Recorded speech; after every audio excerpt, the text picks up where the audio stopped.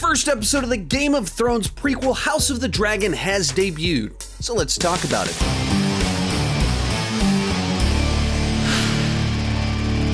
Hi, my name is Sean, and I love to talk about movies and TV way too much. With that in mind, go ahead and join me down below in the comments section. Share your thoughts on the first episode of House of the Dragon. This video is going to be split into kind of two parts. It's going to be spoiler-free part at the beginning for those of you that haven't watched the episode yet and want to know if I think it's worth checking out, and then the back half will be spoiler-filled. I will have warnings, I will have chapter markers so you can skip ahead. But also to that point, if you're leaving comments down below, just put spoiler warnings if you want to talk about the spoilers. One quick thing before we get started, I have covered Game of Thrones in the past. I did reviews of each of the seasons, and then I did a ranking of each of the seasons. You can check those out right up here in this playlist if you enjoy my Game of Thrones content or enjoy this video. And let's get started. Now, to give you a little bit of my background with Game of Thrones, I didn't watch the show during the original run. I started trying to watch it a couple times, but never really stuck with it. And then finally watched through the entire series. I think it was at the beginning of last year, and finally kind of got hooked like everyone else and binged the end and was disappointed at the end, like pretty much everyone else. But this is a show that even as the trailers dropped and everything, I was never really had much anticipation or excitement for it. They just didn't quite capture what the show would be or what the energy would be, and maybe that's just the nature of the complex storytelling at Game of Thrones that a trailer won't actually necessarily capture it. But I wasn't specifically excited to check this show out, but certainly wanted to nonetheless. And so that's kind of my background with the show. I haven't read the books. I've only watched through the original series one time and didn't have a ton of excitement for this show as it was starting. With that said, let's get started with my spoiler-free thoughts on the show. And I thought it was a really good kickoff to the series that just right out of the gate brings you back into this massive world, takes you to this time and place with a different value set that in a sense has its own nobility about it, but in most other senses is like this cruel, brutal, barbaric world. And just immediately you're pulled back into it. And as it starts, you can feel kind of a certain peaceful excitement around the time of where the story is taking place. And almost immediately you start to feel that tension. That so much of Game of Thrones was so good at creating this like just constant, urgent sense of danger and impending doom. Like, this starts and you're like, oh, it's a more peaceful time. And then almost immediately you're like, oh, this could go really bad. Oh, I see where this is going. And still things manage to get more tense than you're expecting, quicker than you're expecting with the way that it plays out. And another thing that Game of Thrones has always done so well is having these very complex characters that have nuance and layers to them and very competing value sets, but like you can understand a worldview of what drives them to behave the way they do. No one's just the mustache twirling villain, at least of the main characters, and even our heroes have their faults. I mean, just everyone kind of has multiple layers to them, and even right out of the gate, you should meet these characters and start to figure out their complexities and what makes them intriguing in the position that they're in this story that's being told, and how they're coming to clash with one another and how they justify what they're doing and why they're doing it. Just you kind of remind you of the good stuff about Game of Thrones. All the positive things, not so much where it ended, where it felt like it abandoned all of that, but getting back to the good stuff where conflict felt earned and characters' strengths and weaknesses and positions come in conflict with one another. And so it's just like a reminder of what I enjoyed about Game of Thrones, even kind of right out of the gate. Other thing that's interesting about it is that with the original run of Game of Thrones, the show is about, 7 different groups in 4 different locations. And so it's constantly hopping from city to city. And you only spend like 6-7 minutes in one place at a time before you go to the other person in the other location. And just because it's such a massive scope and size to the cast and the number of plot lines that are intertwining. So this felt very different while feeling the same, because it's not that. It's only like one of those locations, only one of those kind of groups of people, and you're cutting between them, but it plays much more like a traditional show in the sense of it's not a cast of 1 zillion people like the original Game of Thrones. And so it felt like you actually made a lot more, well, there's so much more movement in a single episode for these individual characters than you would traditionally have on the original Game of Thrones run, because you're spending the full episode really only with 3-4 main characters rather than 20 main characters and 4 locations and 8 plot lines. So you really kind of feel it moving quite a bit faster than Game of Thrones traditionally did. And just in general, staying in one location has a different vibe to it. So I would say, as for first episodes of a show that I wasn't really feeling it. It was like, I need to check that out. Of course I was planning on it, had it on my calendar, but I didn't have like that loom, like, man, I gotta watch this immediately. Checked it out, and it was like right out of the gate, like, yeah, oh man, I guess I'm in. Like, at least for the time being, you have convinced me that this is something I should be excited about. And you get to the end of the first episode, you're like, oh man, this isn't good. I see where this is headed. Oh man. And you have that sense of like, I can't wait to see what's going to happen next in the show. So it did its job. It sold me on the characters, the conflict, the world. All that's the good stuff. And I guess one more thing I wanted to talk about on here is, since obviously over the last year and a half, we've gotten a ton of these Disney Plus shows. And I felt, just by comparison, this felt like a much bigger production. You know, Disney has Star Wars, Marvel, and they have things that at times look large in scale, but so much of it seems, I don't know, like it should look much better than it actually does. In particular, like with Obi-Wan, shots seem so small, and acting seems dodgy, and certain sets seemed very barren. And it's Star Wars and it's Obi-Wan. It stars Ewan McGregor and it seemed very small.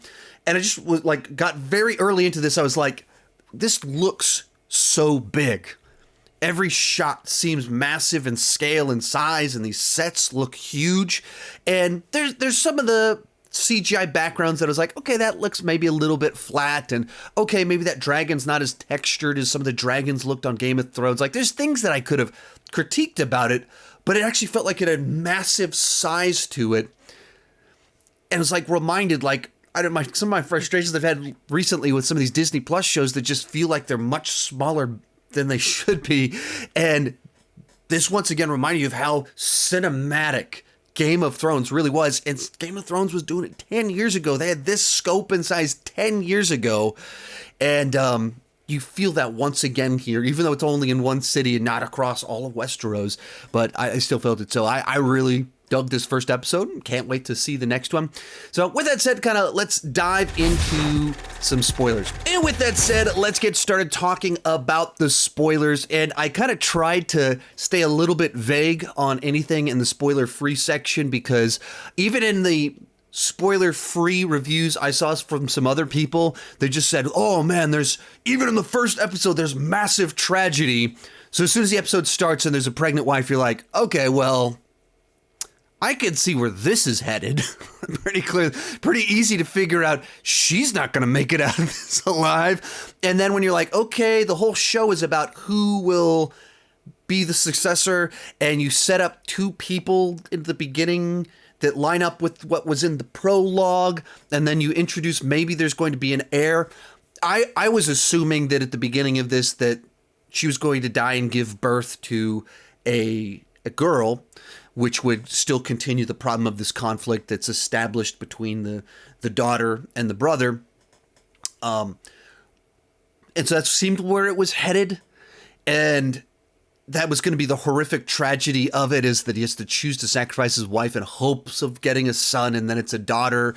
And like, does that mean he's going to be resentful once again towards his daughter? Like, oh, what a nasty plot line. And I mean, I think they set it up pretty well to be able to make it so the choice that he has to make isn't just this cruel, misogynistic one of like, they make it clear she's going to die no matter what. The mother's going to die no matter what. The question is, will you give the baby a chance to survive? And so it's not just that it was misogynist. What should he have talked to her? Should he have done? One thing I loved about the way this played out is they make it really clear he actually loved his wife and cares about his family. And as much as he's wants his son and has been using her to try and get his son, and there's so much tied into why he's doing that, he also cares for her. And, you know, when she says early in the episode of like, this is it. This is the last time I can do this. You know, he doesn't respond in rage. I mean, there's a sadness to him because he's concerned that it won't be his son. But at the same time, there's nothing about him that's like rageful, bitter towards her, because he cares about her.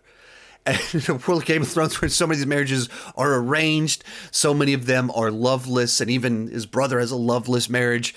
Like, when you see someone that actually cares about their wife, just that simple act of such a normal thing is like, oh, that's right. You know, there's still some decent people here with some decency to them. But so you get to this horrible choice where he has to choose to cut the baby out of his wife. And he doesn't tell her, and he's trying to comfort her while also she's being tied down, and clearly she could piece together this is not going to go well for her. And you're like, maybe there would have been a better way to play that, man. It could have been more loving than had a discussion of the horrible thing you're doing rather than trying to tell her it'll be okay. But so baby's born. They say it's a boy, and you're like, oh, okay. I wasn't expecting that. And then you just hear these little coughs, and you just get this sinking feeling in your gut of like, oh, right, that's right, this is Game of Thrones. Got to subvert my expectations and give me the answer I wasn't expecting, followed immediately by something just